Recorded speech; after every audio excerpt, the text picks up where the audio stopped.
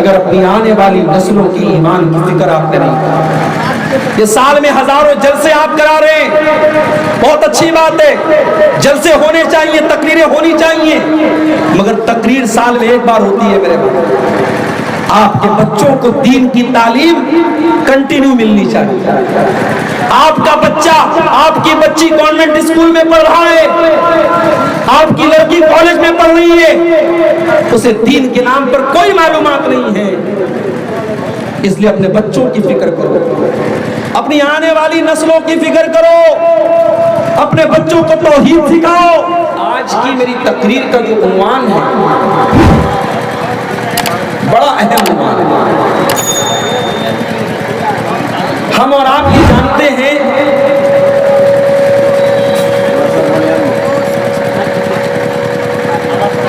یہ جانتے ہیں کہ دنیا میں دو طریقے کے لوگ ہوتے ہیں۔ ایک وہ لوگ ہوتے ہیں جو محنت کرتے ہیں اور محنت کرنے کے بعد ان کی محنت کا پھل ان کو ملتا ہے، اور دوسرے ٹائپ کے وہ لوگ ہوتے ہیں جو محنت نہیں کرتے، کام نہیں کرتے، تو جب کام کرتے ہی نہیں تو ان کو پھل کہاں سے ملے گا؟ ان کو کوئی پھل بھی نہیں ملتا۔ مگر ایک تیسرے ٹائپ کے لوگ بھی ہوتے ہیں جو محنت کرتے ہیں، کام کرتے ہیں، مگر جب ان کی محنت کا پھل ملنے کا ٹائم آتا ہے تو ان کی ساری محنت کے اوپر پانی پھر جاتا ہے۔ کسان ہے، اپنی زمین کو تیار کرتا ہے، اس میں بیج ڈالتا ہے، زمین کے اندر جو بھی پروسیس ہے کھیتی کا وہ سارا پروسیس کرتا ہے، کھیتی میں پانی کی سینچائی کا پورا انتظام کرتا ہے، اور سارا انتظام اور ساری محنت کرنے کے بعد جب پیداوار کا ٹائم آتا ہے، جب اس کھیتی کو کاٹنے کا ٹائم آتا ہے، تب کیا ہوتا ہے؟ تب پتہ یہ چلتا ہے کہ کسان کو اس کی محنت کا کوئی پھل نہیں ملا، ساری کھیتی اس کی تباہ ہو گئی، ساری کھیتی اس کی برباد ہو گئی۔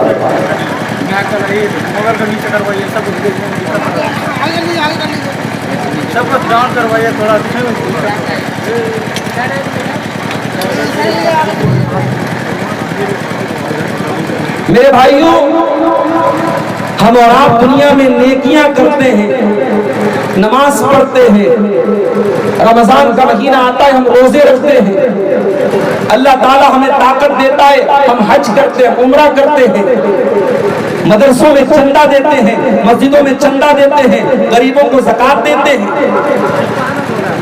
ذرا سوچو میرے بھائی، کل قیامت کے دن اللہ کی بارگاہ میں اگر اللہ تعالیٰ یہ فیصلہ سنا دے، میرے بندے جو تو نمازیں پڑھ کے آیا ہے، جو تو روزے رکھ کر کے آیا ہے، جو تو زکوٰۃ دے کر کے آیا ہے، جو تو نے چندہ دیا ہے، جو تو نے دان خیرات کیا ہے، میرے بندے تیری ساری نیکیاں اب تیرے نام اعمال میں نہیں لکھی جائیں گی، ان کو کاؤنٹ نہیں کیا جائے گا، ان کو شمار نہیں کیا جائے گا، تیری نیکیاں تیرے کام نہیں آئیں گی۔ سوچو وہ کتنا بڑا بد نصیب انسان ہو۔ ایک انسان نماز پڑھتا ہی نہیں ہے، کل قیامت کی اس کو بھی کوئی ثواب نہیں ملے گا۔ ایک انسان رمضان کے روزے نہیں رکھتا ہے، ظاہر اس کو روزے کا ثواب نہیں ملے گا، زکوٰۃ نہیں دیتا ہے، زکوٰۃ کا ثواب نہیں ملے گا، حج اور عمرہ نہیں کیا اس کا ثواب نہیں ملے گا۔ لیکن میرے بھائیوں، جس نے یہ سارے نیکی کے کام کیے اس کے باوجود اس کو اپنی نیکیوں کا ثواب نہ ملے، اس سے بڑا بد نصیب کون ہوگا؟ اس سے بڑا بدنصیب کون ہوگا؟ اللہ نے فرمایا قُلْ هَلْ نُنَبِّئُكُمْ بِالْأَخْسَرِينَ أَعْمَالًا الَّذِينَ ضَلَّ سَعْيُهُمْ فِي الْحَيَاةِ الدُّنْيَا وَهُمْ يَحْسَبُونَ أَنَّهُمْ يُحْسِنُونَ صُنْعًا۔ اے اے نبی آپ کہہ دیجئے، اے نبی آپ بتا دیجئے، سب سے زیادہ عمل کے اعتبار سے خسارہ اٹھانے والے، نقصان اٹھانے والے وہ لوگ ہیں جن کی ساری نیکیاں برباد ہو جائیں گی۔ وہ تو یہ سمجھتے رہے کہ ہم نیکی کے کام کر رہے ہیں، ہم اچھے کام کر رہے ہیں، مگر اللہ کی بارگاہ میں ان کی کسی نیکی کا ثواب ان کو نہیں ملے گا، ساری نیکیاں ان کی برباد ہو جائیں گی، اللہ کیا وہ زیرو ہو جائے گا۔ ایسا کیوں ہوگا؟ اولئک الذین کفروا بآیات ربہم ولقائہ فحبطت اعمالہم، یہ وہ لوگ ہوں گے جنہوں نے اللہ کی آیتوں کا انکار کیا، جنہوں نے اللہ سے ملنے کا انکار کیا، اللہ نے ان کے عمل کو برباد کر دیا۔ فلا نقیم لہم یوم القیامۃ وزنا، قیامت کے دن اللہ کے ترازو پر ان کی کسی نیکی کا کوئی ویلو نہیں ہوگا، ان کی کسی نیکی کا کوئی وزن نہیں ہوگا۔ جانتے ہو دنیا میں سب سے خطرناک ترازو کس کا ہوتا ہے؟ سونار کا ہوتا ہے۔ سونار کے آپ جاتے ہیں، ہماری مائیں بہنیں جو ناک میں نتھیا پہنتی ہیں، سونار کے ترازو پر وہ ناک کی نتھیا بھی اگر رکھ دیں تو ترازو بتا دیتا ہے کہ وہ نتھیا کتنے گرام ہے۔ گرام کا بھی جو ہزارواں حصہ ہوتا ہے ملی گرام، سونار کا ترازو بتا دیتا ہے کہ وہ ناک کی نتھیا کتنے ملی گرام ہے۔ اللہ کا ترازو کیسا ہوگا میرے بھائی؟ اللہ کا ترازو کیسا ہوگا؟ اللہ کا ترازو تو ایسا ہوگا وَمَن يَعْمَلْ مِثْقَالَ ذَرَّةٍ خَيْرًا يَرَهُ وَمَن يَعْمَلْ مِثْقَالَ ذَرَّةٍ شَرًّا يَرَهُ۔ تم نے دنیا میں ذرہ برابر بھی اگر کوئی نیکی کا کام کیا ہوگا، تم نے ذرہ برابر کوئی گناہ کا کام کیا ہوگا، اللہ کے ترازو پر سب نظر آئے گا، اللہ کے میزان پر سب نظر آئے گا، نہ ذرہ برابر نیکی چھپ پائے گی، نہ ذرہ برابر گناہ چھپ پائے گا۔ اللہ کا ترازو ایسا ہوگا۔ لیکن کچھ بدنصیب ایسے ہوں گے جن کی نیکیاں کل قیامت کے دن برباد ہو جائیں گی، ان کی نیکیاں ان کے کام نہیں آئیں گی، اور اللہ کے ترازو پر جب ان کے اعمال کو تولا جائے گا تو زیرو لکھا ہوگا کہ ان کے عمل کا وزن کتنا ہے؟ زیرو ہے، ان کے کسی عمل کا ان کو ثواب ملنے والا نہیں۔ اب آج کی میری تقریر کا جو ٹاپک ہے تو وہ یہی ہے کہ وہ کون سی ایسی چیزیں ہیں جو ہمارے عمل کو برباد کر دیتی ہے، ہمارے عمل کو ڈسٹرائے کر دیتی ہے، ہمارے عمل کو نشٹ کر دیتی ہے، اور قیامت کے دن ہماری نیکیاں ہمارے کام نہیں آئیں گی۔ وہ کون سے ایسے گناہ ہیں، وہ کون سے ایسے غلط کام ہیں، وہ کون سی ایسی برائیاں ہیں جو ہماری نیکیوں کو کھا جاتی ہے۔ بڑا اہم ٹاپک ہے، مجھے معلوم ہے رات کے 2 بج رہے ہیں، آپ کو یہ ٹائم تقریر سننے سنانے کا نہیں ہے، یہ آرام کا وقت ہے، یہ سونے کا وقت ہے، مگر کچھ مجبوری آپ کی ہے، کچھ مجبوری میری ہے، کچھ مجبوری جلسے والوں کی ہے۔ مجھے 2 بجے رات میں بٹھایا گیا ہے۔ میں چاہتا ہوں جتنے لوگ پنڈال کے نیچے بیٹھے ہیں، اگر آپ غور سے آج کی تقریر سن کے جائیں گے، انشاءاللہ میں گارنٹی کے ساتھ کہتا ہوں، اب میں یہ تو نہیں کہتا کہ آپ کس سے کہانی لے کے جائیں گے، آپ کوئی چٹکلا اور لطیفہ لے کے جائیں گے، کچھ کام کی باتیں میں آپ کو دوں گا۔ اگر آپ غور سے پوری تقریر کو سنیں گے، چند ایسی باتیں آپ کے سامنے بیان کروں گا جو ہماری نیکیوں کو برباد کر دیتی ہے، اور اگر ہم نے غور سے تقریر کو سن لیا اور ہم نے ان چیزوں سے اپنے آپ کو بچا لیا تو انشاءاللہ ہم دنیا اور آخرت دونوں میں کامیاب ہوں گے۔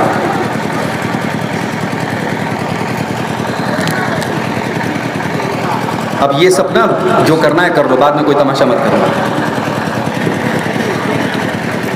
تو ہم ان گناہوں کی بات کریں گے میرے بھائی، جو گناہ ہماری نیکیوں کو ختم کر دیتے ہیں، نشٹ کر دیتے ہیں، برباد کر دیتے ہیں۔ اس میں سب سے پہلا جو گناہ ہے وہ کیا ہے؟ وہ شرک۔ اگر انسان مشرک ہے، اگر اللہ کے ساتھ وہ کسی کو شریک کر رہا ہے، اللہ کے علاوہ کسی اور کے در پہ سر جھکا رہا ہے، اللہ کے علاوہ کسی اور سے ڈرتا ہے، کسی اور کے اوپر بھروسہ کرتا ہے، مشرک ہے ایک انسان۔ حج کرتا رہے وہ، عمرہ کرتا رہے وہ، نماز پڑھتا رہے وہ، اللہ کیا اس کی نیکیوں کا کوئی برکت نہیں۔ وَمَن يَكْفُرْ بِالْإِيمَانِ فَقَدْ حَبِطَ عَمَلُهُ وَهُوَ فِي الْآخِرَةِ لَمِنَ الْخَاسِرِينَ۔ جو انسان काफिर हो जाए, जो ईमान का रास्ता छोड़ करके कुफ्र का रास्ता अपना ले, तौहीद का रास्ता छोड़ करके शिर्क का रास्ता अपना ले, अल्लाह फरमाता है वमन यकफुर बिल ईमानी फक़द हबिता अमलुहु, उसके तमाम के तमाम अमाल बर्बाद हो जाएंगे, उसकी कोई नेकी उसके काम नहीं आएगी, मुशरिक का कोई अमल उसके काम आने वाला नहीं। अल्लाह ताला ने सूरतुल अनआम के अंदर 18 नबियों का जिक्र किया, 18 पैगंबरों का जिक्र किया, और 18 नबियों का जिक्र करने के बाद अल्लाह ने फरमाया वलौ अशरकू लहबिता अन्हुम मा कानू यअमलून, हमारे 18 पैगंबर भी अगर शिर्क करते, अगर ये भी शिर्क करते, अगर ये अल्लाह के साथ किसी और को साझी बनाते, तो इनकी भी नेकियां बर्बाद हो जाती। हालांकि हम जानते हैं अल्लाह के नबियों ने कभी शिर्क नहीं किया और कर भी नहीं सकते, मगर अल्लाह ताला ने समझाने के लिए कि शिर्क कितनी खतरनाक चीज है, अल्लाह ने फरमाया अगर हमारे नबियों ने भी शिर्क किया होता तो उनकी नेकियां बर्बाद होती। और आगे बढ़िए, कुरान का 24वां पारा खोलिए, सूरह ज़ुमर में अल्लाह फरमाता है वलक़द ऊहिया इलैका व इलल लज़ीना मिन क़ब्लिका लइन अशरकता लयहबतन्न अमलुक व लतकूनन्न मिनल ख़ासिरीन। ऐ नबी, ऐ मेरे प्यारे नबी, ऐ मेरे प्यारे हबीब, अगर आपने भी शिर्क कर दिया, हम ये नहीं देखेंगे कि आप हमारे नबी हैं, हमारे आखिरी नबी हैं, हमारे महबूब नबी हैं, हमारे प्यारे नबी हैं। ऐ नबी, अगर आपने भी शिर्क कर दिया, आपकी सारी नेकियां बर्बाद हो जाएंगी और आप भी अल्लाह ताला के खजाना उठाने वाले, नुकसान उठाने वालों में से हो जाएंगे। इतना खतरनाक गुनाह है शिर्क, और आज का मुसलमान इसको अपने नाक का मैल समझता है।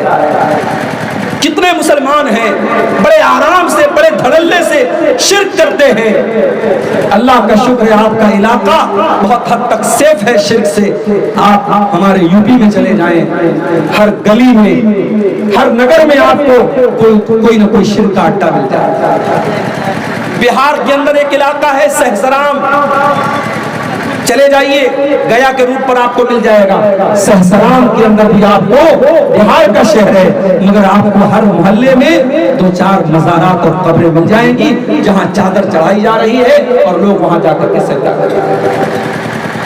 कभी आप अगर यहां से दिल्ली जाएंगे, कटिहार से अगर आप दिल्ली का सफर करेंगे और आपकी ट्रेन अगर फैजाबाद और अयोध्या वाले रूट से जा रही होगी, रास्ते में एक स्टेशन पड़ता है अकबरपुर, आपको कुछ ऐसे मुसाफिर मिलेंगे जो अकबरपुर से उतरेंगे और चढ़ेंगे, उनके हाथ में पानी के ड्रम होंगे। उनसे पूछिएगा भाई इसमें क्या भरा हुआ है, वो कहेंगे कछौचा शरीफ की मजार का पानी भरा हुआ है। मजार को धोया जाता है, कब्र को धोया जाता है, और वो धोया हुआ गंदा पानी वो पानी के ड्रम में भर भर के लाते हैं और ये समझते हैं कि उससे हमारे बीमारों को शिफा मिल जाएगी और उससे हमें बरकत मिलेगी और उससे हमें फायदा मिलेगा। ये आज के मुसलमान का अकीदा है मेरा।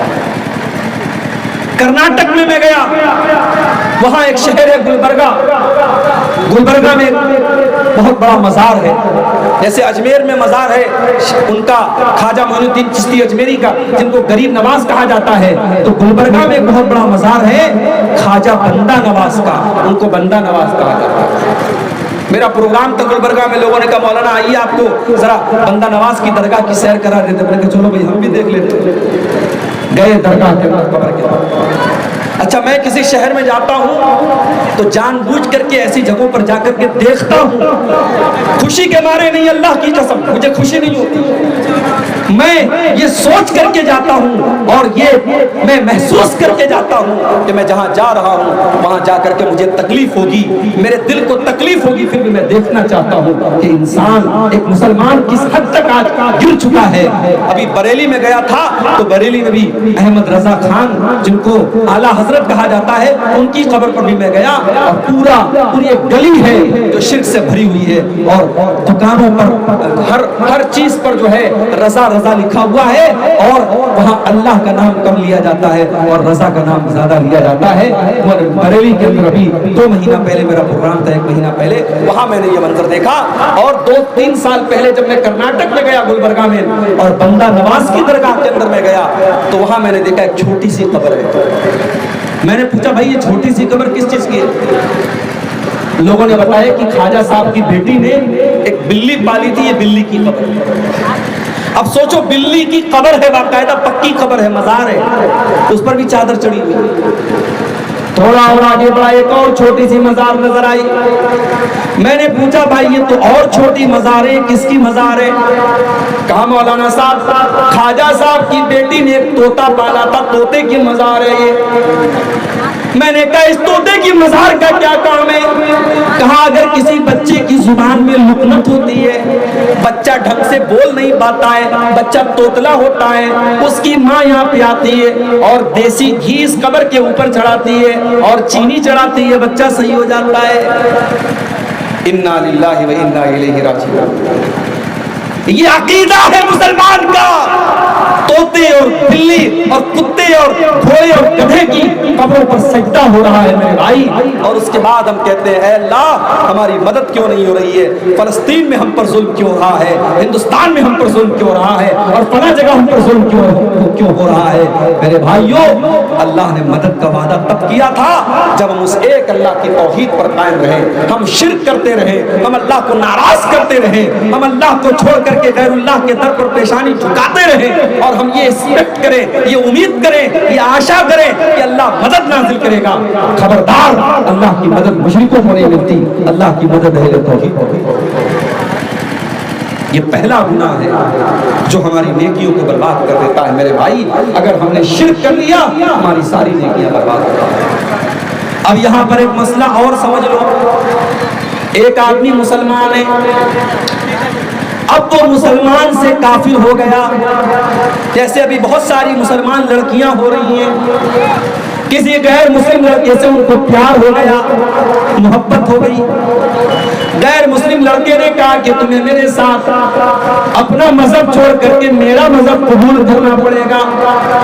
लड़की का नाम आयशा है, लड़की का नाम ज़ैनब है, लड़की का नाम फातिमा है, लड़की का बाप मुसलमान, लड़की की माँ मुसलमान, लड़की खुद मुसलमान, लेकिन प्यार के झांसे में आकर, मोहब्बत के झांसे में आकर अपने गैर मुस्लिम आशिक के लिए लड़की ने अपना धर्म परिवर्तन कर लिया, अपना मजहब तब्दील कर लिया, इस्लाम को छोड़ दिया।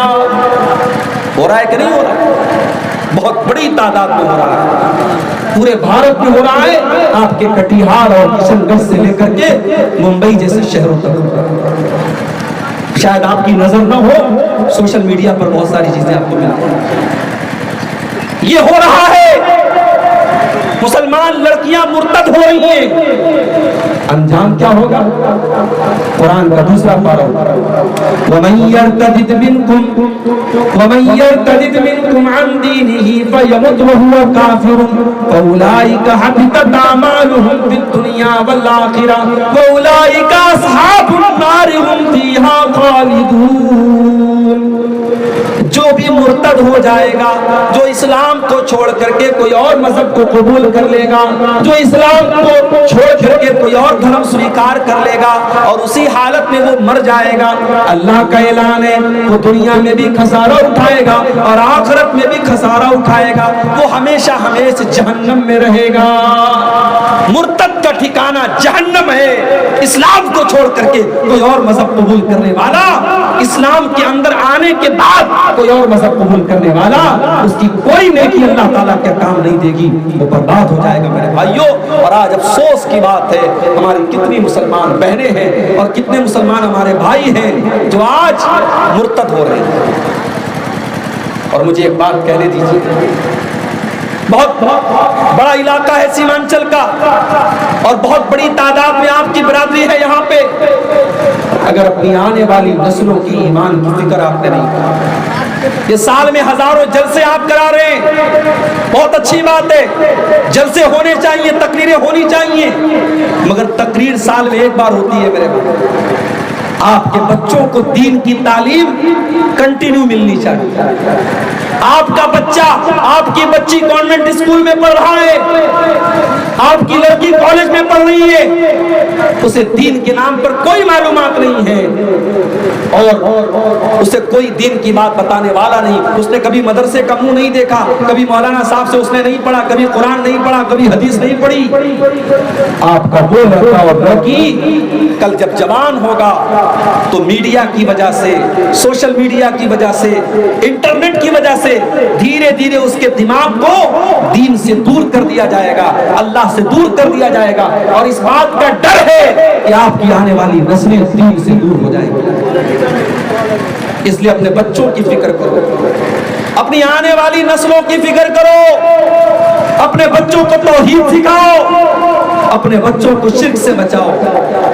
حضرت ابراہیم علیہ السلام اللہ کی بارگاہ میں دعا کرتے ہیں، وَجُنُبْنِي وَبَنِيَّ أَن نَّعْبُدَ الْأَصْنَامَ، اے اللہ تو مجھے اور میرے بچوں کو شرک سے بچانا، اے اللہ میرے بچوں کو شرک کبھی نہ کرنے دینا، اے اللہ میرے بچوں کو توحید کے اوپر قائم رکھنا۔ ابراہیم دعا کر رہے ہیں، اللہ کے خلیل دعا کر رہے ہیں۔ اور آگے بڑھیے، ابھی آج کل آپ ایک لفظ بہت زیادہ سن رہے ہوں گے، اسرائیل۔ یہ اسرائیل کس کا نام تھا؟ میں علماء سے نہیں پوچھتا، عوام سے پوچھتا ہوں، عوام میں سے کوئی بتائے اسرائیل کس کا نام تھا؟ بولو بھائی، بہت تقریر سنی آپ لوگوں نے، علماء جواب نہیں دیں گے، عام آدمی جواب دے۔ اسرائیل کس کا نام ہے؟ کس کا نام ہے؟ بولو بھائی، ریکارڈنگ والوں کوئی بتائے اسرائیل کس کا نام تھا؟ کس کا نام تھا؟ نہیں نہیں، اور کوئی بتائے اسرائیل کس کا نام تھا؟ کیا تقریر سنتے ہو بھائی؟ اسرائیل حضرت یعقوب علیہ السلام کا نام تھا۔ حضرت یعقوب علیہ السلام کا نام اسرائیل تھا، اور انہی کے 12 بیٹوں سے 12 قبیلے بنے تھے جن کو بنی اسرائیل کہا جاتا ہے، اور یہ جو یہودی ہیں یہ اسی نسل سے چلے آ رہے ہیں، اسی لیے انہوں نے اپنی جو ملک بنایا اس کا نام اپنے باپ کے نام پہ اسرائیل کے نام پہ رکھا۔ تو اسرائیل کوئی خراب نام نہیں ہے، یہ تو نبی کا نام ہے، یہ تو نبی کا نام ہے۔ یہ الگ بات ہے کہ اتنے بڑے نبی کے نام پر انہوں نے اپنے دیش کا نام بنایا اور زبردستی فلسطینیوں کے ملک پر قبضہ کر کے بنایا، اور پھر دھیرے دھیرے ان کے اور بھی علاقوں پر قبضہ کرتے چلے گئے، اور آج جن کی زمین پر قبضہ کیا اور جن کے دیش میں ان کو آج سے 60 سال 70 سال پہلے پناہ ملی، وہی یہ ظلم و ستم کر رہے ہیں، فلسطینیوں کو مار رہے ہیں۔ اور آج آپ دیکھیں ایک ہاسپٹل پر اسرائیل نے حملہ کیا ہے، اور ہاسپٹل میں 500 لوگوں کے مرنے کی خبر آ رہی ہے، اور جو لوگ مرے ہیں ان کی لاشیں آپ دیکھیں گے تو شاید آپ اپنے آنسوؤں کو روک نہیں پائیں گے۔ بھائیوں، اللہ ہمارے بھائیوں کی مدد کرے، بس ہم یہ دعا کر سکتے ہیں۔ تو حضرت یعقوب علیہ السلام کا نام اسرائیل تھا، ان کے 12 بیٹے تھے، اور انہی 12 بیٹوں میں 2 بیٹے الگ ماں سے تھے اور 10 بیٹے الگ ماں سے تھے۔ جو 2 بیٹے الگ ماں سے تھے، ایک بیٹے کا نام تھا یوسف اور دوسرے بیٹے کا نام تھا بنیامین۔ ابھی اسرائیل کا جو راشٹرپتی ہے اس کا نام بھی کیا ہے؟ نتن بنجامین۔ وہ بنجامین جو بولتے ہیں نا، وہی بنیامین ہے، تو بنیامین کے نام پر بھی اپنے بچوں کا نام ہو رہا ہے۔ تو حضرت یعقوب علیہ السلام کا جب آخری ٹائم آیا، ان کے مرنے کا ٹائم آیا، تو انہوں نے اپنے 12 بچوں کو بلایا۔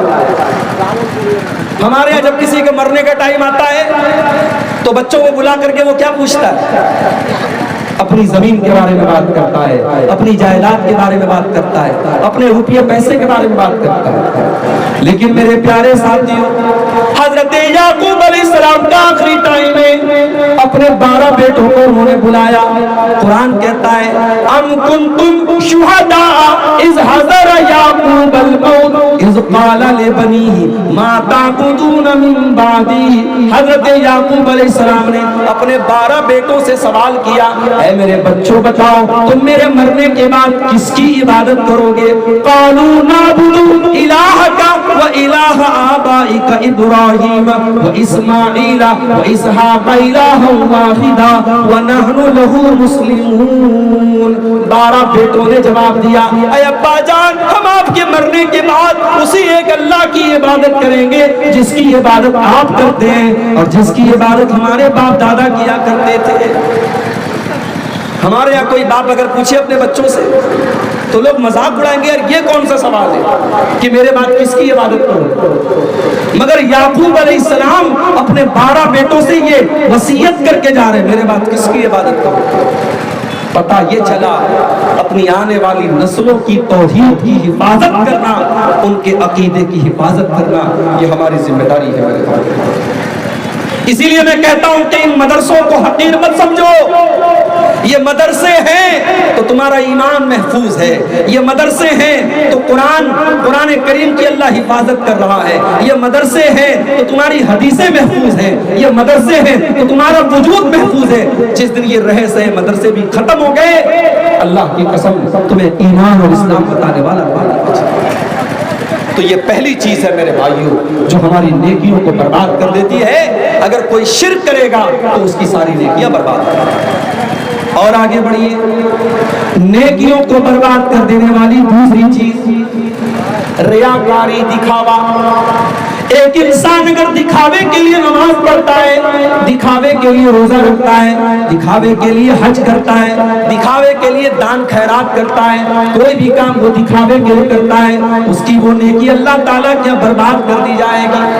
قرآن کا 30واں پارہ اٹھاؤ. فَوَيْلٌ لِّلْمُصَلِّينَ الَّذِينَ هُمْ عَنْ صَلَاتِهِمْ سَاهُونَ الَّذِينَ هُمْ يُرَاءُونَ وَيَمْنَعُونَ الْمَاعُونَ. بربادی ہے، ویل ہے، جہنم ہے نماز پڑھنے والوں کے لیے جو نماز تو پڑھتے ہیں مگر اللہ تعالیٰ کے لیے نہیں پڑھتے، کسی کو دکھانے کے لیے پڑھتے ہیں، کسی کو شو کرنے کے لیے پڑھتے ہیں. نماز اس لیے پڑھتے ہیں تاکہ گاؤں والوں کی نظر میں نیک بن جائیں، محلے والوں کی نظر میں نیک بن جائیں. فَوَيْلٌ لِّلْمُصَلِّينَ الَّذِينَ هُمْ عَنْ صَلَاتِهِمْ سَاهُونَ جو اپنی نماز سے غافل ہیں، الَّذِينَ هُمْ يُرَاءُونَ جو دکھاوے کے لیے نماز پڑھتے ہیں. چندہ دیتے ہیں آپ، اسٹیج پر نام بولا جاتا ہے، کوئی حرج کی بات نہیں ہے، بولا جا سکتا ہے، لیکن آپ کے دل میں کیا چل رہا ہے؟ اگر آپ کے دل میں یہ چل رہا ہے کہ مولوی صاحب میرے نام کا اعلان کریں، دنیا کو پتا چل جائے میں نے 1 لاکھ چندہ دیا، اللہ کو خوش کرنے کے بجائے پبلک کو خوش کرنے کی اگر نیت ہے تو کان کھول کر کے سن لو، آپ کا دان، آپ کا چندہ، آپ کی زکات، آپ کی خیرات برباد ہو سکتی ہے، برباد ہو سکتی ہے. یا ایھا الذین آمنوا لا تبطلوا صدقاتکم بالمن والعذى کالذی ينفق مالہ رئاء الناس. اے ایمان والو جب صدقہ کیا کرو، جب دان دیا کرو تو احسان مت جتا کے دیا کرو، تکلیف دے کر کے مت دیا کرو. کالذی ينفق مالہ رئاء الناس جیسے وہ لوگ اللہ کی راہ میں دان دیتے ہیں جو لوگوں کو دکھانے کے لیے دیتے ہیں، جو اللہ کے اوپر ایمان نہیں رکھتے، جو قیامت کے دن کے اوپر ایمان نہیں رکھتے، وہ تو بس لوگوں کو دکھانے کے لیے دان خیرات کرتے ہیں. اگر آپ کی دان خیرات لوگوں کو دکھانے کے لیے ہے تو میرے بھائیوں آپ کا پیسہ اللہ تعالیٰ کے کام نہیں آئے گا، آپ کی نیکیوں کے اکاؤنٹ میں وہ نیکی نہیں لکھی جائے گی، وہ برباد ہو جائے گی. اور آگے بڑھیے، اللہ کے نبی فرماتے ہیں صلی اللہ علیہ وسلم قیامت کے دن سب سے پہلے 3 لوگوں کا فیصلہ کیا جائے گا. ان اول الناس یقضى یوم القیامہ، قیامت کے دن سب سے پہلے 3 لوگوں کا فیصلہ کیا جائے گا. سب سے پہلا انسان جو دنیا میں اللہ کی راہ میں شہید ہوا تھا، جو جنگ کے میدان میں لڑ رہا تھا، جنگ کے میدان میں لڑتے لڑتے شہید ہوا تھا، اس کو اللہ تعالیٰ بلائے گا، اس سے اللہ پوچھے گا میں نے تجھ کو طاقتور بنایا، میں نے تجھ کو باڈی بلڈر بنایا، میں نے تجھ کو لڑنے کا ہنر سکھایا، تو نے کیا کیا؟ دیکھو باڈی انسان کے شریر کا مضبوط ہونا یہ بھی بہت بڑی نعمت ہے اللہ. یہ جو ہمارے نوجوان گٹکھا کھاتے ہیں، سگریٹ پیتے ہیں، بیڑی پیتے ہیں، تو یہ تو ایسے ہی اپنے اوپر ظلم کر رہے ہیں، اپنی باڈی کو کمزور کر رہے ہیں. اس وقت بڑی تیزی میں ابھی بنارس میں ہمارے دوست ہیں، ابھی ان کا میسج آیا، کہہ رہے تھے 1 مہینے میں مولانا کینسر کے 10 کیس میں نے اپنی آنکھوں سے دیکھے، اپنی جان پہچان کے اپنے رشتہ داروں میں نے 10 کیس کینسر کے دیکھے ہیں، اور جس میں کئی کیس ایسے لوگوں کے ہیں جو گٹکھا کھاتے تھے، جو سگریٹ پیتے تھے، جو پان کھاتے تھے۔ میرے نوجوان ساتھیوں، اپنے شریر کے اوپر ظلم مت کرو، اپنے جسم کے اوپر ظلم مت کرو۔ یہ سگریٹ، یہ بیڑی، یہ گٹکھا، یہ نشہ تمہاری آخرت بھی برباد کر رہا ہے، اور اللہ کی قسم تمہاری دنیا کو بھی برباد کر رہا ہے۔ اس نشے کے ذریعے آپ اپنے شریر کو برباد کر رہا ہے۔ غور کیجئے، اللہ کی راہ میں شہید ہوا تھا، اللہ قیامت کے دن بلائے گا، اللہ پوچھے گا میں نے تجھے باڈی بلڈر بنایا تھا، تجھے طاقتور بنایا تھا، تو نے باڈی کا کیا کیا، تو نے شریر کا کیا کیا؟ بندہ کہے گا اے اللہ قاتلت فیکا، میں تیرے راستے میں لڑتا رہا، جنگ کرتا رہا، جہاد کرتا رہا، حتی استشہدت، تو یہاں تک کہ میں شہید کر دیا گیا۔ اے اللہ میں تیری راہ میں شہید کر دیا گیا۔ اللہ فرمائے گا تو جھوٹ بول رہا ہے، تو اس لیے لڑ رہا تھا تاکہ دنیا والے یہ کہیں کہ بڑا بہادر آدمی ہے، بڑا ویر آدمی ہے، بڑا زبردست آدمی ہے، تو دنیا کو دکھانے کے لیے لڑ رہا تھا۔ اس کے بعد اللہ کے نبی فرماتے ہیں اس کو چہرے کے بل گھسیٹ کر کے جہنم میں ڈال دیا جائے گا۔ غور کرو ریاکاری کا انجام کتنا خطرناک ہوتا ہے میرے بھائی۔ اللہ کی راہ میں لڑنے والا اور شہید ہو جانے والا جہنم میں پھینک دیا جائے گا، صرف اس لیے کیونکہ اس کی نیت گڑبڑ تھی، اس کی نیت میں کھوٹ تھا، وہ لوگوں کو دکھانے کے لیے لڑ رہا تھا۔ اس کے بعد دوسرے نمبر پر ایک آدمی آئے گا، یہ بہت بڑا عالم تھا، بہت بڑا مقرر تھا، بہت بڑا قرآن کا حافظ تھا۔ اللہ پوچھے گا میں نے تجھے قرآن کا عالم بنایا، میں نے تجھے قرآن کا ٹیچر بنایا، میں نے تجھ کو عالم بنایا، تو نے کیا کیا؟ بندہ کہے گا اے اللہ میں تیرے کتاب کو پڑھتا رہا، میں نے قرآن کو پڑھا اور پڑھایا، میں رات و دن قرآن کو پڑھتا رہا۔ اللہ فرمائے گا تو جھوٹ بول رہا ہے، تو قرآن کو اس لیے پڑھتا تھا تاکہ دنیا تجھے قاری کہے، تو اپنے علم کی شہرت چاہتا تھا، تو اس لیے قرآن پڑھتا تھا تاکہ تو فیمس ہو جائے، تو مشہور ہو جائے۔ اللہ، سوشل میڈیا کا دور ہے، شہرت کا فتنہ سب کو گھیرے ہوئے ہے میرے بھائیو، اللہ ہم سب کی حفاظت کرے۔ اللہ کے نبی کہہ رہے وہ عالم جو دنیا میں شہرت کے لیے علم حاصل کر رہا تھا اور شہرت کے لیے قرآن پڑھ رہا تھا، پڑھا رہا تھا، اس کو بھی اللہ تعالیٰ گھسیٹ کر کے جہنم میں ڈال دیا۔ پھر تیسرا آدمی لایا جائے گا، یہ بہت بڑا مالدار تھا، بہت بڑا ملینئر اور بلینئر تھا، بہت بڑا پیسے والا انسان تھا۔ اللہ پوچھے گا میرے بندے میں نے تجھ کو کروڑ پتی بنایا، ارب پتی بنایا، خرب پتی بنایا، تو نے دولت کا کیا استعمال کیا؟ بندہ کہے گا اے اللہ میں دولت کو غریبوں میں بانٹتا رہا، چندہ دیتا رہا، مدرسے میں دیتا رہا، یتیموں کو دیتا رہا، غریبوں کو دیتا رہا۔ اے اللہ جہاں پر بھی پتا چلا کہ وہاں پیسہ دینے سے تو خوش ہوتا ہے، وہاں میں نے پیسہ خرچ کیا۔ اللہ فرمائے گا تو جھوٹ بول رہا ہے، تو نے پیسہ اس لیے نہیں دیا تاکہ اللہ راضی ہو جائے، تو نے پیسہ اس لیے دیا تاکہ دنیا والے کہیں بڑا دان کرتا ہے، بڑا دینے والا ہے، بڑا سخی ہے، بڑا فیاض ہے، تو نے شہرت کے لیے دیا تھا۔ اور اس کے بعد اللہ کے نبی فرماتے ہیں اس انسان کو بھی گھسیٹ کر کے جہنم میں ڈال دیا جائے۔ میرے بھائیوں ریاکاری سے بچو، کوئی بھی نیکی کرو اللہ کے لیے کرو، ریاکاری کے لیے مت کرو۔ آج تو وہ حالات ہیں، غریب کو کمبل دیا جا رہا ہے تو پہلے غریب کی عزت کو فیس بک پر بھیجا جا رہا ہے، کسی عورت کو راشن دیا جا رہا ہے، بیچاری شرماتی ہوئی لجاتی ہوئی آتی ہے، آنچل سے اپنا منہ چھپا رہی ہے اور کیمرہ پورا فوکس کیے ہوئے ہے، کیمرے میں عورت کا ویڈیو بنایا جا رہا ہے اور پھر اس کے بعد اس کو انٹرنیٹ پہ چلایا جا رہا ہے، دیکھو میں غریب عورتوں کو راشن پہنچاتا ہوں، میں بیوہ عورتوں کو راشن پہنچاتا ہوں۔ نہیں میرے بھائی، کسی غریب کی عزت اتارے بغیر بھی تو اس کی مدد ہو سکتی ہے، کسی غریب کی خودداری کو تکلیف پہنچائے بغیر بھی تو اس کی مدد ہو سکتی ہے۔ قرآن کو 29واں پارہ اللہ کے نیک بندے غریبوں کو کھانا کھلاتے ہیں, یتیموں کو کھانا کھلاتے ہیں, قیدیوں کو کھانا کھلاتے ہیں. کیوں کھلاتے ہیں؟ اس لیے نہیں کہ ویڈیو بن رہا ہے, اس لیے نہیں کہ فوٹو کھینچا جا رہا ہے. انما نطعمکم لوجہ اللہ لا نرید منکم جزاء ولا شکورا انا نخاف من ربنا یوما عبوسا قمطریرا. کہتے ہیں میرے بھائی ہم تو تمہیں اس لیے کھانا کھلا رہے ہیں تاکہ اللہ ہم سے راضی ہو جائے. ہمیں تو قیامت کے دن کا ڈر ہے, قیامت کے دن کوئی کسی کے کام نہ آئے گا. ہمیں تو قیامت کے دن کا ڈر ہے, ہمیں تو اللہ کا ڈر ہے, اس لیے ہم تم کو کھانا کھلاتے ہیں. آج دور بدل گیا. آج پہلے کے دور میں محاورہ تھا, کہاوت تھی, نیکی کر دریا میں ڈال. یعنی نیکی کر کے بھول جاؤ. کہاں نیکی کیا؟ نیکی کر دریا میں ڈال. جب دریا میں ڈال دیں گے تو بھول جائیں گے. آج الٹا معاملہ ہوتا ہے. نیکی کر یوٹیوب کے اوپر ڈال, نیکی کر فیس بک کے اوپر ڈال, نیکی کر اسٹیٹس پر ڈال, نیکی کر انسٹاگرام پہ ڈال, نیکی کر سوشل میڈیا پہ ڈال. اب تو نیکی کا پرچار جب تک نہ ہو تب تک انسان کے دل کو سکون نہیں ملتا ہے. میرے بھائیوں ریاکاری سے اپنے دامن کو بچا لو. کل قیامت کے دن اللہ کے نبی فرماتے ہیں اللہ تعالیٰ بلائے گا ریاکاری کرنے والوں کو, دکھاوا کرنے والوں کو بلائے گا, اور اللہ کہے گا کہ اے میرے بندو تم نے نماز کس کے لیے پڑھی تھی؟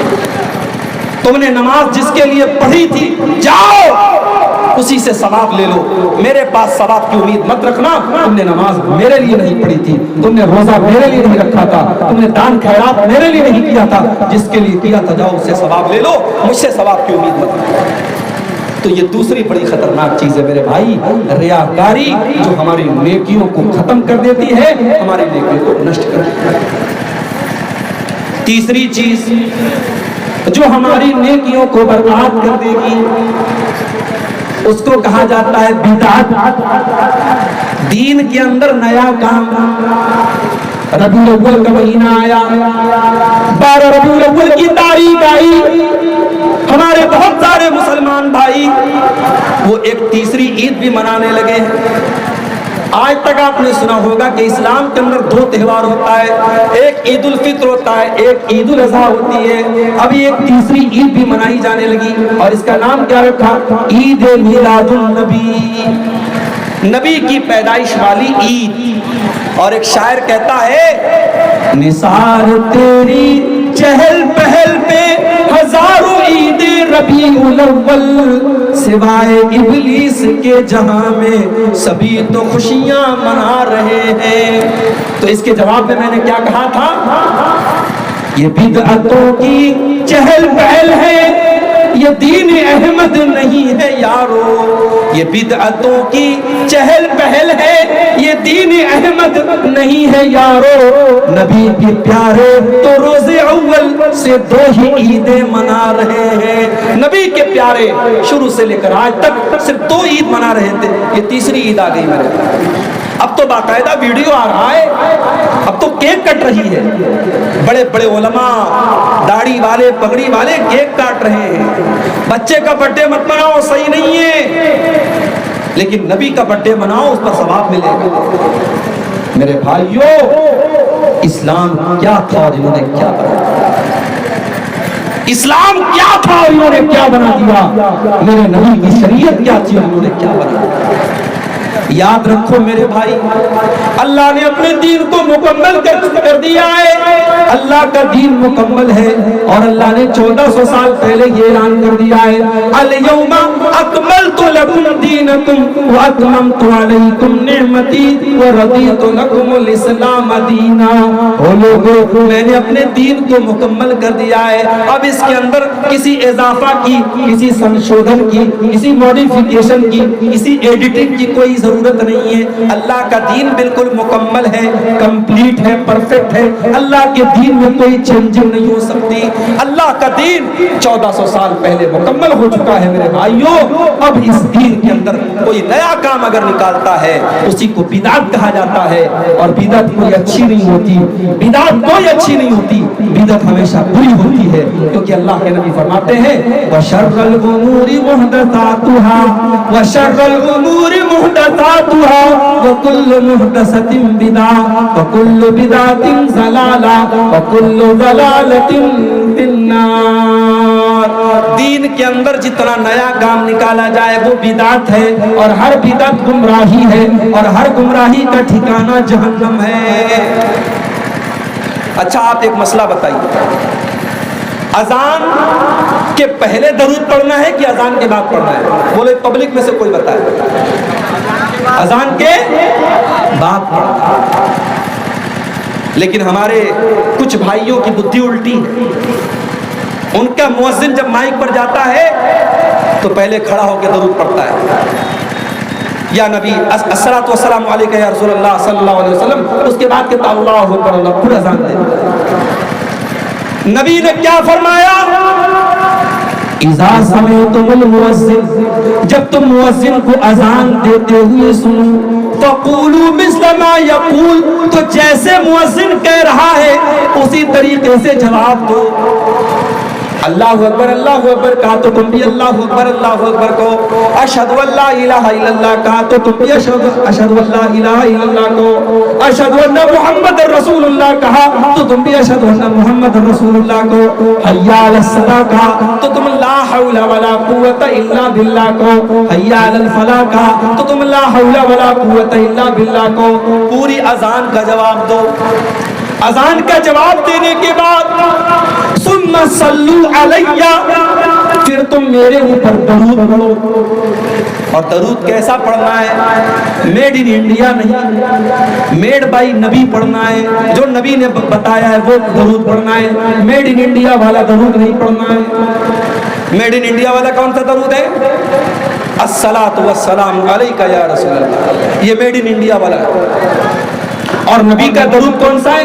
اللہم صلی علی محمد وعلی آل محمد کما صلیت علی ابراہیم وعلی آل ابراہیم انکا حمید مجید. اللہم بارک علی محمد وعلی آل محمد کما بارکت علی ابراہیم وعلی آل ابراہیم انکا حمید مجید. یہ درود پڑھو. اور درود پڑھنے کے بعد اللہ کے رسول فرماتے ہیں کہ میرے لیے اللہ تعالیٰ سے دعا مانگو, وسیلہ مانگو. وسیلہ کس چیز کا نام ہے؟ وسیلہ جنت میں ایک اعلیٰ مقام کا نام ہے جو اللہ تعالیٰ اپنے آخری نبی کو دے گا. اللہ کے نبی فرماتے ہیں کہ تم میرے لیے اللہ سے وسیلہ مانگو. تو ہم کیسے وسیلہ مانگیں گے؟ اللہم رب هذه الدعوة التامة والصلاة القائمة آت محمدا الوسيلة والفضيلة وابعثه مقاما محمودا الذي وعدته. یہ دعا پڑھو, یہ دعا پڑھو. اور یہ دعا پڑھنے کے بعد اللہ کے نبی فرماتے ہیں جس نے اذان کا جواب دیا اور اس کے بعد میرے اوپر درود پڑھا اور اس کے بعد میرے لیے اللہ سے وسیلہ مانگا, حلت لہ شفاعتی یوم القیامہ, قیامت کے دن میں ضرور اس کی شفاعت کروں گا. اس کے لیے قیامت کے دن میری شفاعت واجب ہو گئی. مگر بدعت کا معاملہ کیا ہے؟ بدعت کرنے والے اس کا الٹا کر دیتے ہیں, اور آپ جا کے دیکھ لیجئے اذان کے پہلے درود پڑھتے ہیں. مجھے نہیں پتا آپ کے یہاں کیا ماحول ہے. ہمارے یہاں کچھ لوگوں نے یہ ماحول بنا دیا ہے, میت کو قبر میں دفنانے کے بعد وہی قبر پہ کھڑے ہو کر کے اذان دینے لگتے ہیں, اللہ اکبر اشہد ان لا الہ الا اللہ, پوری اذان دینے لگتے ہیں. پوچھا گیا بھائی ابھی تو تم نے مردے کو دفنایا ہے, یہ مردے کو دفنا کر کے تم اذان کیوں دے رہے ہو؟ تو جواب دیتے ہیں کہ بھائی صاحب جس کو ہم نے مردے کو دفنایا ہے, ابھی قبر میں اس کو دفنایا سنا کر کے ہم فارغ ہوئے، اس سے قبر میں سوال و جواب کیا جا رہا ہے۔ ہم اس لیے اذان دے رہے ہیں تاکہ شیطان بھاگ جائے اور شیطان اس کو بہکانے نہ پائے، اس لیے ہم قبر کے پاس کھڑے ہو کر کے اذان دیتے ہیں۔ میں نے کہا بھائی بات بالکل صحیح ہے، اذان دینے سے شیطان بھاگ جاتا ہے، بالکل صحیح بات ہے، مگر قبر کے اندر شیطان نہیں پہنچ سکتا، شیطان قبر کے اندر نہیں پہنچ سکتا، اور اگر پہنچ بھی جائے تو اس کو بھگانے کے لیے اذان دینے کا ثبوت ہمیں نہیں ملتا ہے۔ تو بدعت کرنے والا ایسے ہی لاجک لگا لگا کر کے دین کے اندر نئے نئے کام نکالتا ہے، اور یاد رکھو میرے بھائی بدعتی کا کوئی عمل قیامت کے دن اس کے کام آنے والا نہیں ہے۔ میں ایک مثال دیتا ہوں، یہ نوٹ بندی کس سن میں ہوئی تھی؟ نوٹ بندی کس سن میں ہوئی تھی؟ بھائی 2008 میں نہیں ہوئی تھی، 19 میں نا، 16 میں 2016 میں نوٹ بندی ہوئی تھی، اور اتفاق سے جس دن نوٹ بندی ہوئی تھی میرا پروگرام تھا کشن گنج۔ اب بھائی وہ 1000 کے اور 500 کے جو پرانے والے نوٹ تھے وہ چل رہے تھے۔ اب مودی جی نے اعلان کر دیا بھائی صاحب پرانے نوٹ سب بیکار ہو گئے، نوٹ بندی کا اعلان کر دیا، کہا کہ اب پرانے جتنے نوٹ ہیں ردی کے ٹکڑے بن گئے۔ اب آپ ایمانداری سے بتاؤ یہ جو نیا والا نوٹ ہے 500 والا، اگر آپ کمپیریزن کرو تو پرانا والا نوٹ زیادہ اچھا لگ رہا ہے، پرانے والے نوٹ کا کاغذ بھی زیادہ اچھا ہے، نئے والے نوٹ کا کاغذ بھی کمزور ہے، کلر بھی اتر جاتا ہے جلدی سے۔ مگر اگر انڈین گورنمنٹ نے یہ اعلان کر دیا کہ اب پرانا نوٹ نہیں چلے گا تو آج آپ کے پاس 1 کروڑ روپیہ بھی اگر پرانے نوٹ والا ہے آپ اس کو مارکیٹ میں لے کے جائیں گے 100 روپے کی چیز بھی آپ کو نہیں ملے گی۔ 1 کروڑ روپے کا بھی نوٹ ہے اس کی کوئی ویلیو نہیں۔ یہی معاملہ میرے بھائیوں دین کا ہے۔ دین کے اندر جس عمل کے اوپر جناب محمد رسول اللہ صلی اللہ علیہ وسلم کی مہر لگی ہے وہی عمل اللہ تعالیٰ کیا قبول ہوگا، اور اگر اس عمل کے اوپر اللہ کے نبی کی مہر نہیں لگی ہے تو وہ عمل دیکھنے میں چاہے جتنا بھی اچھا کیوں نہ لگ رہا ہو اللہ تعالیٰ کے اس عمل کی کوئی ویلیو نہیں۔ ہم جمعہ کی نماز پڑھتے ہیں، جمعہ کی نماز میں امام صاحب دوسری رکعت میں سورہ غاشیہ پڑھتے ہیں، حل اتاک حدیث الغاشیہ وجوہ یومئذ خاشیہ عاملۃ ناصبہ تصلی نارا حامیہ۔ او لوگو قیامت کے دن کچھ لوگ آئیں گے عاملۃ ناصبہ جو عمل کر کر کے تھک گئے ہوں گے، بہت عمل کیا ہوگا، بہت نماز پڑھی ہوگی، بہت روزہ رکھا ہوگا، عاملۃ ناصبہ عمل کر کر کے وہ تھک چکے ہوں گے، تسلا نارا حامیہ لیکن وہ بھڑکتی ہوئی جہنم کی آگ میں ڈالے جائیں گے۔ تو بدعتی کا انجام بہت برا ہے میرے بھائی، اس لیے اپنے آپ کو بدعت سے بچاؤ، دین کے اندر وہی کام کرو جس کام کے اوپر اللہ کی اور اس کے رسول کی مہر لگی ہو، اس کے علاوہ کوئی کام کرو۔ اور آگے پڑھو، ہماری نیکیوں کو برباد کر دینے والی چوتھی چیز، اگر ہم نماز کی پابندی نہیں کرتے، نماز کو چھوڑ دیتے ہیں، رات بھر آپ نے جلسہ سنا، صبح فجر کی اذان ہو رہی ہے، الصلاۃ خیر من النوم کی صدائیں بلند ہو رہی ہیں اور آپ آرام سے سوئے پڑے ہیں، آپ نے فجر کی نماز چھوڑ دی۔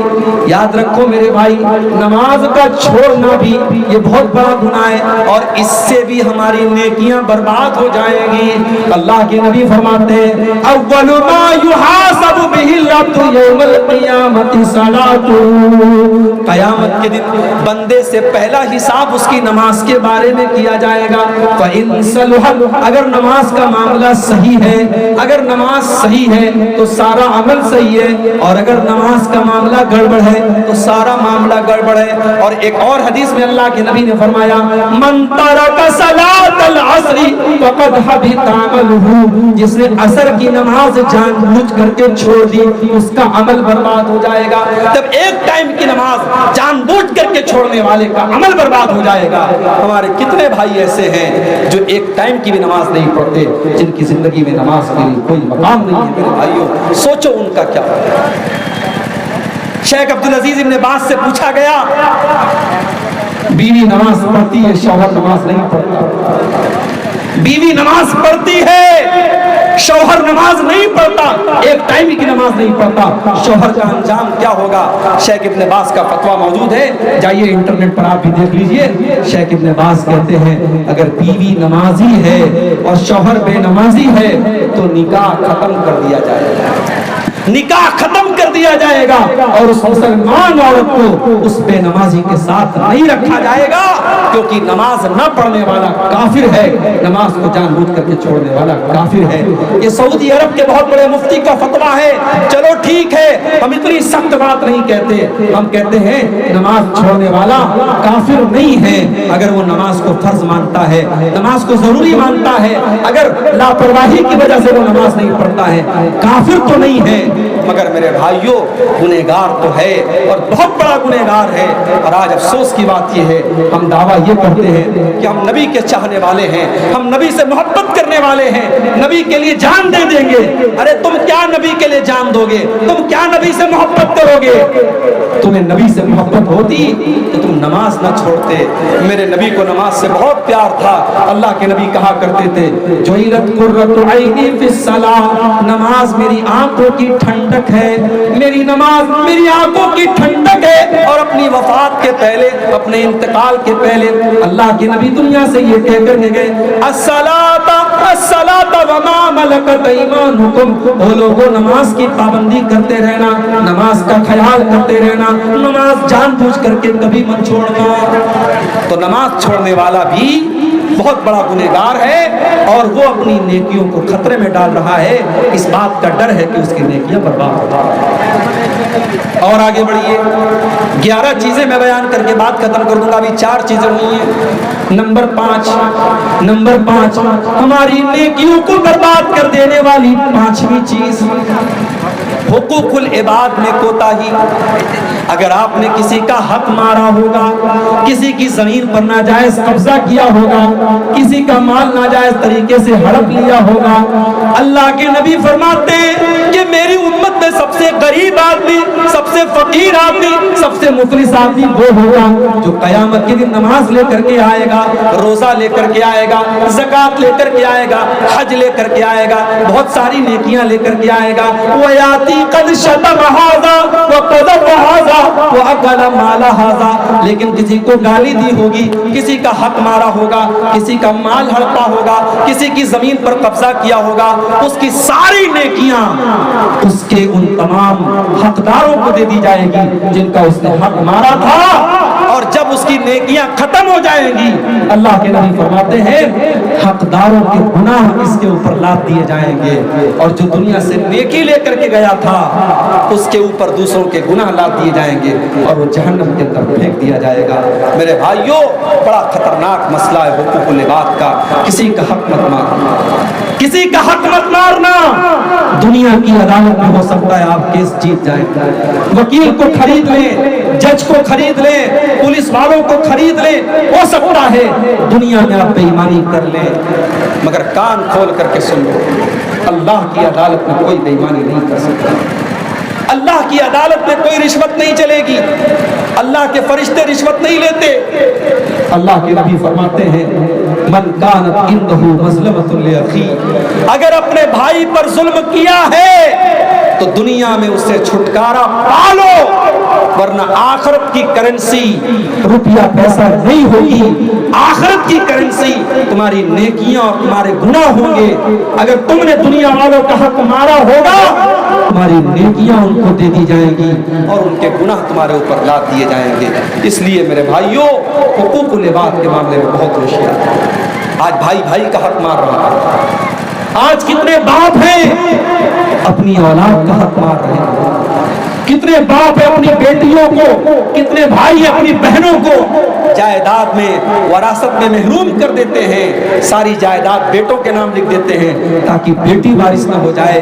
کتنے بھائی ہیں اپنی بہنوں کا حصہ اور حق کھا جاتے ہیں۔ میرے بھائیوں، یاد رکھو حقوق العباد کا معاملہ بہت خطرناک ہے۔ اگر آپ نے کسی کا حق مارا ہوگا، کل قیامت کے دن آپ کو جواب دینا پڑے گا اور آپ کی نیکیاں برباد ہو جائیں گی اور آپ کے ذمے اس انسان کے گناہ ڈال دیے جائیں گے۔ 5 چیزیں ہو گئی۔ نمبر 6 شراب پینا، یہ بھی بہت بڑا گناہ ہے۔ شراب پینے والے کی نماز بھی قبول نہیں ہوتی ہے۔ اللہ کے نبی فرماتے ہیں من شرب الخمر لا تقبل له صلاة 40 صباحا، جو شراب پیتا ہے اس کی 40 دن کی نماز قبول نہیں ہوگی۔ شراب پینے والے کی 40 دن تک کی نماز قبول نہیں ہوگی جب تک وہ اللہ تعالیٰ سے سچی توبہ نہ کر لے، اس کی 40 دن تک کی نماز قبول نہیں۔ اتنا بڑا گناہ ہے شراب پینا۔ آج مسلمان بڑے شوق سے شراب پی رہا ہے۔ شراب کے اڈوں پہ چلے جاؤ، آپ کو مسلمان زیادہ نظر آ جائیں گے۔ میرے بھائیوں، شراب سے بچو، نشے سے بچو۔ یہ نشہ آپ کی نمازوں کے لیے، آپ کی عبادت کے لیے بہت گھاتک ہے۔ شرابی کی 40 دن تک کی نماز قبول نہیں۔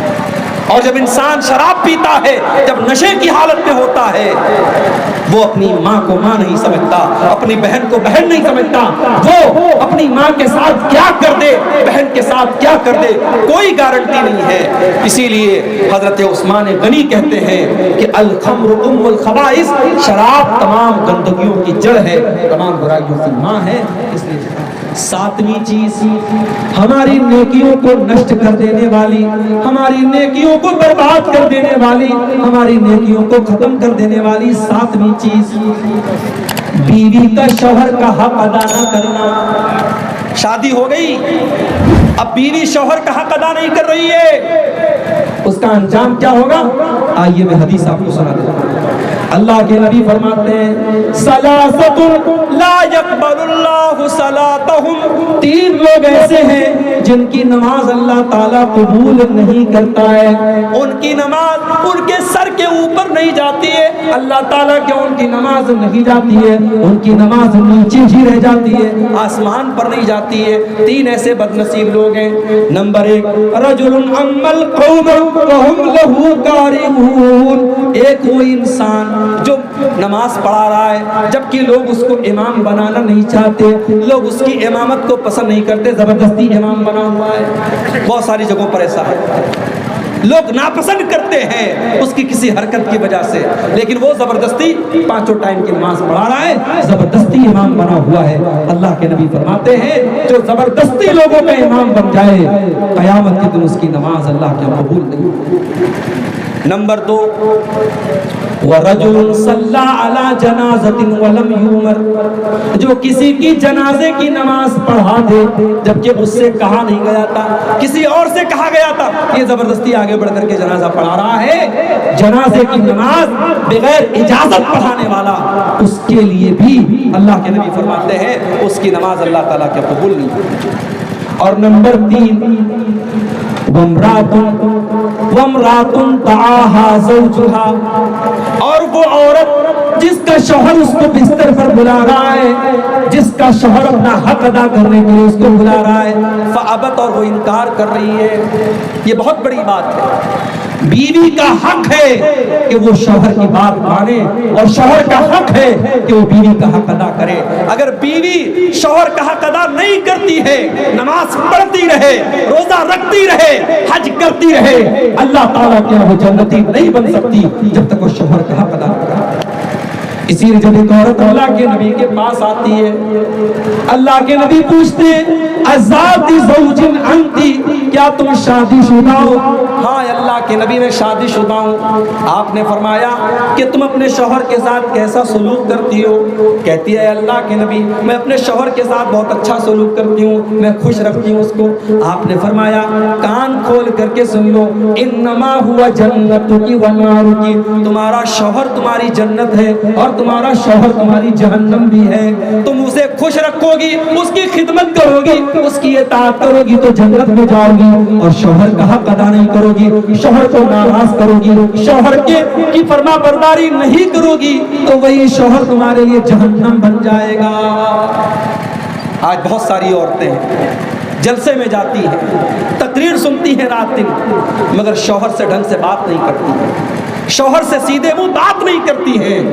میری ماں اور بہنوں، آپ کی نماز، آپ کی دینداری بیکار ہے اگر آپ کا شوہر آپ سے خوش نہیں ہے، اگر آپ اپنے شوہر کو خوش نہیں رکھتی ہے اور اس کا حق ادا نہیں کرتی۔ اور آگے بڑھیے، نمبر 7، ساتویں چیز جو ہماری نیکیوں کو برباد کر دینے والی ہے، عورت کا خوشبو لگا کر کے گھر کے باہر نکلنا۔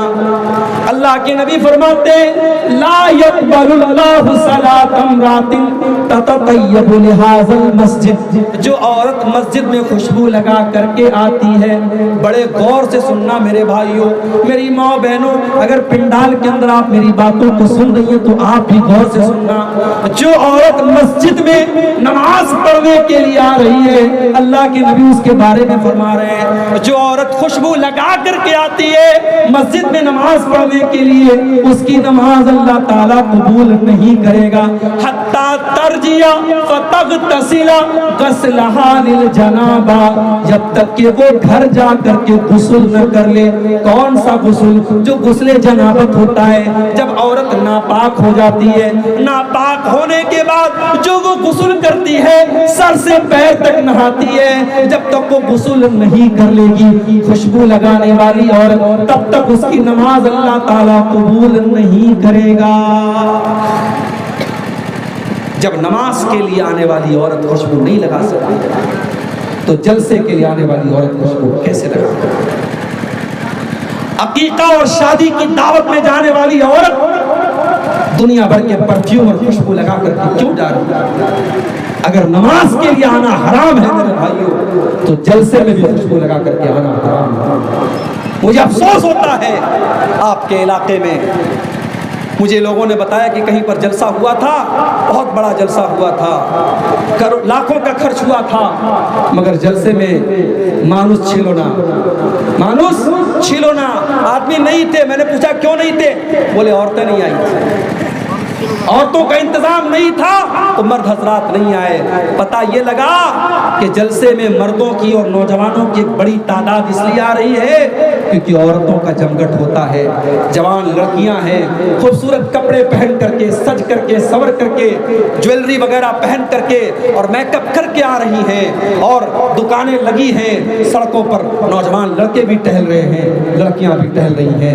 میرے بھائیوں، یہ منظر بڑا نامناسب ہے، یہ چیز بڑی نامناسب ہے۔ اللہ کے نبی فرما رہے ہیں جو عورت نماز کے لیے آ رہی ہے خوشبو لگا کر، اس کی نماز اللہ تعالیٰ قبول نہیں کرے گا۔ تو جو عورت جلسے میں آتی ہے، اپنی بہنوں سے کہنا چاہوں گا سمپل ڈریس میں آؤ، سادہ کپڑے میں آؤ، خوشبو کے بغیر آؤ اور پردے کے اندر آؤ اور تقریر سن کر کے واپس اپنی گھر چلی جاؤ۔ جلسوں کو تماشا مت بناؤ میرے بھائیوں۔ جلسوں، آج کتنے جلسے ہیں مجھے لوگ بتاتے ہیں مولوی صاحب آج جلسے میں ایک لڑکا لڑکی پکڑے گئے، آج جلسے میں ایک لڑکا لڑکی رنگ رلیاں کرتے ہوئے اور آپس میں ایک دوسرے سے ملتے ہوئے پکڑے گئے۔ مجھے یہ خبریں سن کر کے اللہ کی قسم بڑا افسوس ہوتا ہے۔ یہ جلسہ ہے میرے بھائی، یہ دین کا پروگرام ہے، اور آج آپ کے سیمانچل میں ان جلسوں کی کیا شکل بنا دی گئی۔ ہمیں اس پر بھی غور کرنا چاہیے، ہمیں اپنے جلسوں کی بھی اصلاح کرنی چاہیے۔ ہم اپنے گھر کی عورتوں کو اگر جلسے میں لاتے ہیں تو سختی کر کے لائیں کہ دیکھو جلسے میں جانا ہے مگر سمپل طریقے سے جانا ہے۔ اپنی جوان لڑکیوں کو آپ تاکید کر دیں دیکھو ہمیں سادہ طریقے سے جانا ہے، سج کر کے، سمر کر کے، میک اپ کر کے، خوشبو لگا کر کے نہیں جانا ہے۔ جب مسجد میں نماز پڑھنے کے لیے جانا حرام ہے تو جلسے میں بھی سج سمر کر کے آنا کسی عورت کے لیے جائز نہیں ہے۔ اور آگے بڑھیں تو خوشبو لگا کر جو عورت آتی ہے اس کا معاملہ بھی آپ نے سن لیا۔